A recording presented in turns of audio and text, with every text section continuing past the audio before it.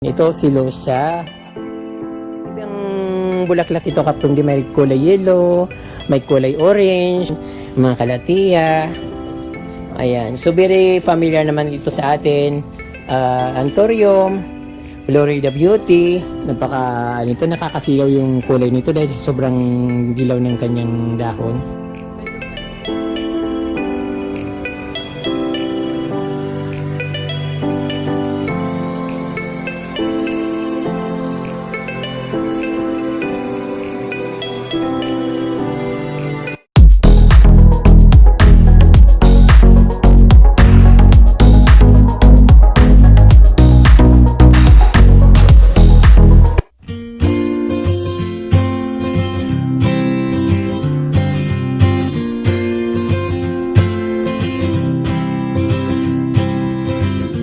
Magandang araw sa inyo mga kapamilya. Nandito po ako sa isang bahay sa private house at mayroon na naman akong ipapakita sa inyong garden na napakaganda at napakakusi. Siyempre, nandito rin yung mga halaman na magaganda, mga rare na halaman, yung mga gustong-gusto natin halaman nandito rin. At siyempre, maaliwalas yung dating niya at ayun, magandang-maganda siya. So, simulan natin dito kapamilya yung mga halaman at siyempre, ibang klase rin yung ibang klase rin yung level ng kanyang mga pagtatanim at yung garden niya napakalawak.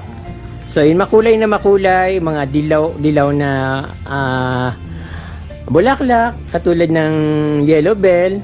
Siyempre meron din silang mga croutons.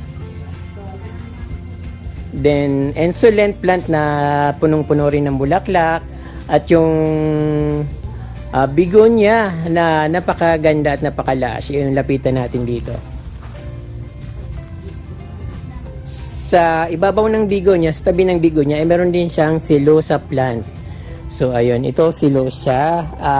Iba't ibang bulaklak ito kapag may kulay yellow, may kulay orange. Ayun yung mga kind of silosa. Then, dito kapag sa ayan, meron siyang ito yung namumulaklak na white. Parang nakalimutan ko yung pangalan niya. But parang something is a ground orchids.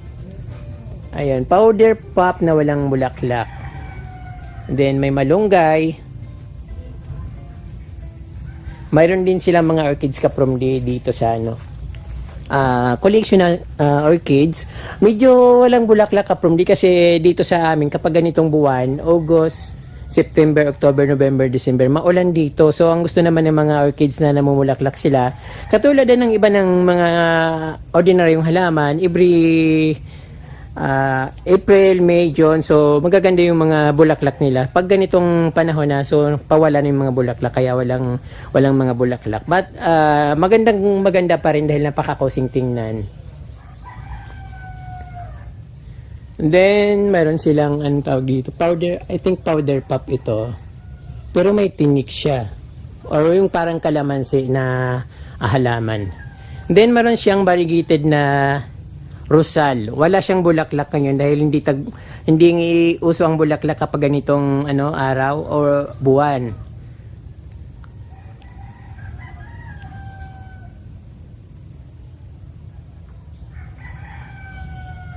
Then dito naman sa sa puno ng ito, parang rambutan, puno ng rambutan, meron silang mga croutons dito.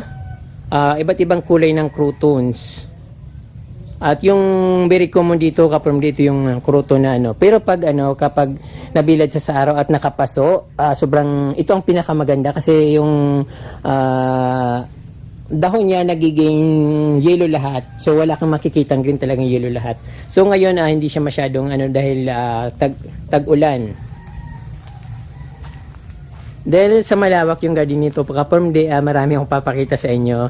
Siyempre din dito mayroon siyang mga special plant dito, pero mayroon siyang neat. Dahil siguro hindi siya pwedeng mainitan ng tulo dahil pang lilim talaga siya. Mayroon dito mga magnificum na anthurium, calathea, yung mga panghanging plants. Then ano pa kayong nandito sa sa another ilalim. Ayan ka from hindi ko masyadong kabisado yung mga halaman, but yung iba na na-identify ko naman, yung mga kalatiya, ayan. So very familiar naman ito sa atin. Anthurium, Florida Beauty, Shamrock, Purple, then yung butterfly plant, then Persian Shield. Mayroon din silang black Congo na philodendron, din Ephesia, nasa taas siya. Ayun, dito naman tayo sa labas ng NIT. So, ayun dito maraming palmera or palm, areca palm dito sa harap ng kanilang, sa tagiliran ng kanilang bahay. So, punta tayo from doon sa sa pinakaharap ng kanilang bahay. Siguradong magugustuhan niyo to.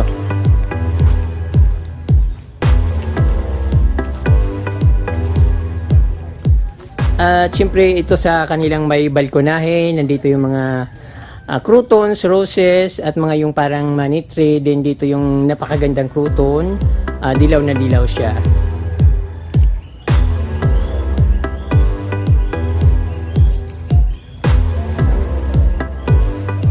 Ay, napakalawak ng kanilang garden dito. Mga bougainvillea, ayan dito sa kanilang harap ng bahay. Meron silang monaika.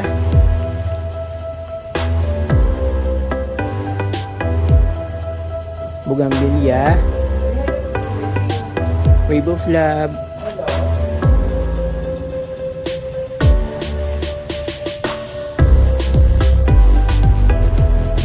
ayun, napakaganda, di ba?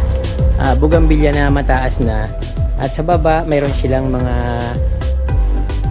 winter Christmas or white Christmas na kaladyong, buranga, kalapia, pichirika, saka yung saging-sagingan ng plant. So ayun, meron din silang tinatago dito ng mga halaman ka-prombe.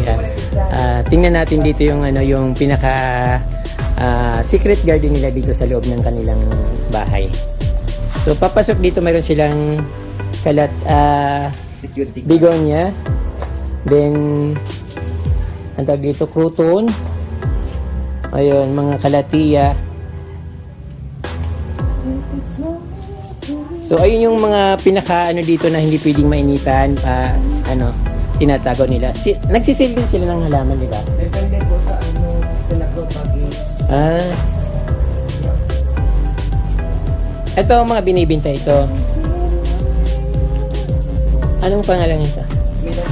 Imperial Green. Imperial Green. It was in Matibon. For sale. How much ito yan? 3H. 3.8. 3H po. 300, akala ko 3.8. 300 pesos. Mura yung Imperial yan. Kapag siya si Orlando. mura yung mga halaman dito, ha. Yes, yung Oo. Mga kalatiya, pinuprupa lang nila from this just in case na may gustong bumili. Binibinta rin nila ito. Pero murang-mura lang itong mga binibinta nila. Hindi katulad sa pag pumunta kayo sa mga bilihan ng halaman, ang mahal sobra. Magkano itong halaman? sa impression din. 300 pesos. Imperial Green din yan. 300. Nag-oversize yan. Oo. So maganda rin ito yung parang Milaloni, no? Oo. Ito po si caretaker. 300 pesos. Ano to?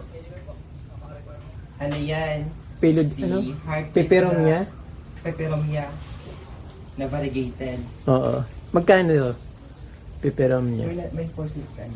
Cuttings for sale. Cutting lang. So ito, ang ganda talaga ng fern na ito. Kapag lumaki siya, sobrang gandang tingnan. True. Tapos may sunog. Oo. Magaling talaga yan. Oo.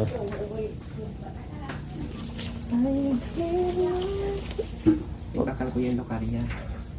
Gano'n ito. Digdi ko nagkukuha ng mga lokarya. Locaria.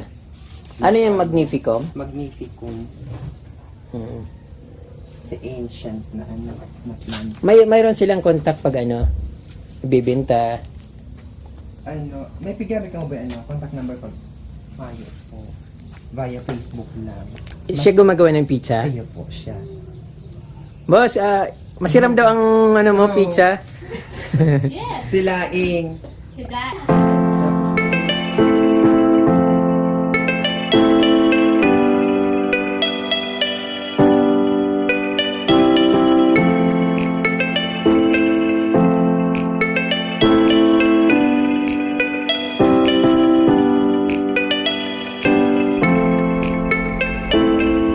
Bigonia.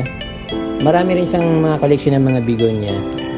Then, karamihan bigonia, epicea, mga kalatia, saka yung mga philodendron na iba't ibang klase rin. So, ayan.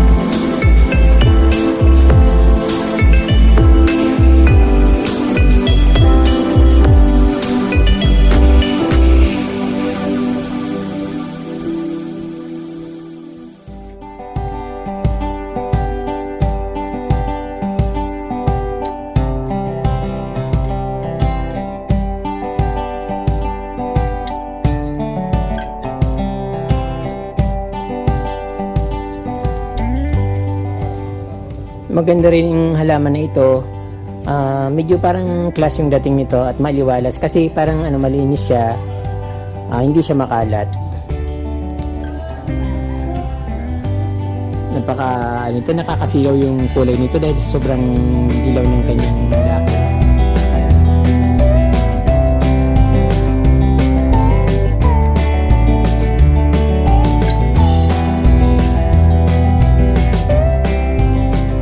Ayan, napakaganda ng kanilang dito, coffee table sa gitna ng garden. Siyempre napakaaliwalas pag morning dito sila nagko-coffee, then nakatingin sa mga paligid sa magagandang halaman. Ayan.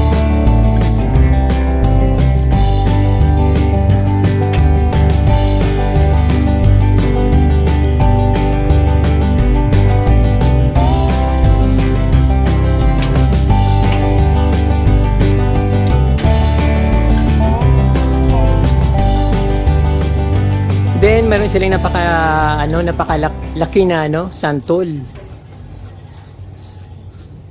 Very nature din yung scenic dito kasi napaligiran ng mga coconut, malalaking puno, then siyempre mga halaman na napakaganda at makukulay.